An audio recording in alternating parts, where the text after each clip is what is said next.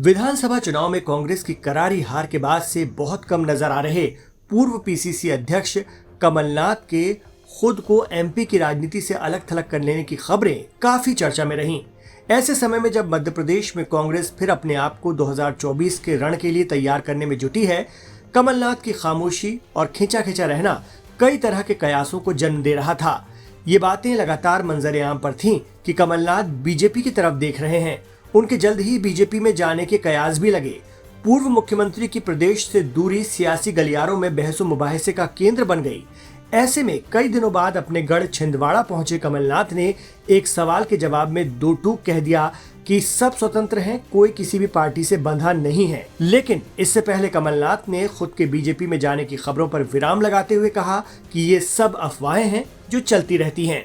ये report Bhajpa join करने वाले हैं सर। ये सब देखिए अफवाहें चलती रहती है, इसके बारे में मैं क्या कहूं। ये रिपोर्ट भाजपा ज्वाइन करने वाले हैं सर। ये सब देखिए अफवाहें चलती रहती है, इसके बारे में मैं क्या कहूं। चर्चा है कि विधानसभा चुनाव में उम्मीद के विपरीत परिणाम आने से सीएम पद के दावेदार रहे कमलनाथ ने खुद को प्रदेश की राजनीति से अलग कर छिंदवाड़ा तक सीमित कर लिया है। चुनाव परिणामों के बाद वो सिर्फ छिंदवाड़ा के कार्यक्रमों में ही नजर आए।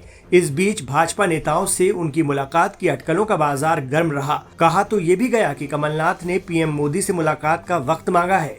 उनकी बीजेपी के सीनियर नेताओं से बात चल रही है। सीएम मोहन यादव से मुलाकात को लेकर भी कयास लगते रहे। ऐसे में शनिवार को छिंदवाड़ा पहुंचते ही मीडिया ने जब उनसे सवाल किया तो पूर्व सीएम और कांग्रेस के वरिष्ठ नेता कमलनाथ ने इसे महज अफवाह करार दिया। इतना ही नहीं, कांग्रेस के एक और नेता आचार्य प्रमोद कृष्णम के एंटी पार्टी बयानों, पीएम मोदी से भेंट और फिर उनकी तारीफ पर पूछे गए सवाल पर पूर्व सीएम कमलनाथ ने कहा कि सब स्वतंत्र हैं, कोई भी किसी भी पार्टी से बंधा नहीं है। प्रदेश कांग्रेस ने बोला है कि दिग्गजों को चुनाव मैदान में उतारेगी, तो क्या आप लोकसभा चुनाव लड़ेंगे या नकुल जी लड़ेंगे? ये पार्टी तय करेगी, अभी कोई बातें तय नहीं है। सबसे चर्चाएं हो रही हैं, जो जीतता है उसे पार्टी उतारेगी।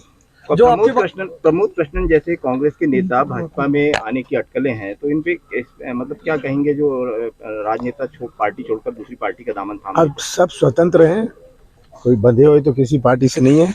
गौरतलब है कि लंबे समय तक कांग्रेस की केंद्रीय राजनीति में सक्रिय रहे कमलनाथ ने 2018 के विधानसभा चुनाव से पहले एमपी में पार्टी की कमान संभाली थी। उनके नेतृत्व में पार्टी जीत के करीब पहुंची, कांग्रेस की सरकार भी बनी। हालांकि उस समय एक और बड़े नेता ज्योतिरादित्य सिंधिया भी कांग्रेस में थे।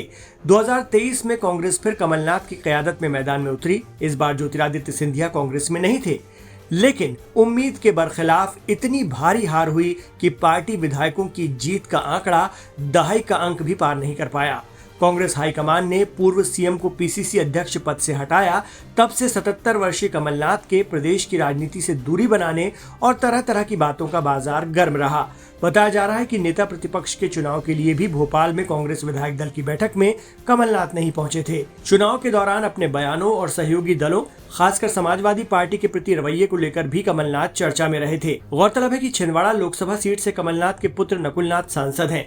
पूरे प्रदेश में यही एकमात्र सीट है जो कांग्रेस के पास है। ऐसे में 2024 में उन्हें हराने के लिए बीजेपी ने इस लोकसभा क्षेत्र को टारगेट नंबर 1 बना लिया है।